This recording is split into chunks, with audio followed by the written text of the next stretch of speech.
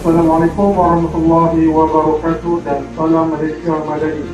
Ini adalah perkongsian maklumat daripada Pejabat Penerangan Daerah Langkawi. Kerajaan Madani komited memastikan subsidi LPG terus dinikmati oleh mereka yang layak, terutama isi rumah dan sektor tertentu. Subsidi ini tidak ditarik balik, sebaliknya dikekalkan untuk membantu rakyat menangani isu kos taraf hidup. Melalui Kasar 2025, kerajaan mengambil tindakan tegas terhadap penyelewengan LPG subsidi bagi mengelak ketirisan dan penyalahan gunaan oleh pihak tidak bertanggungjawab.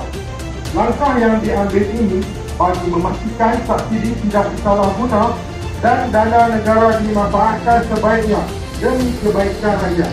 Perkongsian ini disampaikan oleh Pejabat Penerangan Daerah Langkawi. Sekian, terima kasih.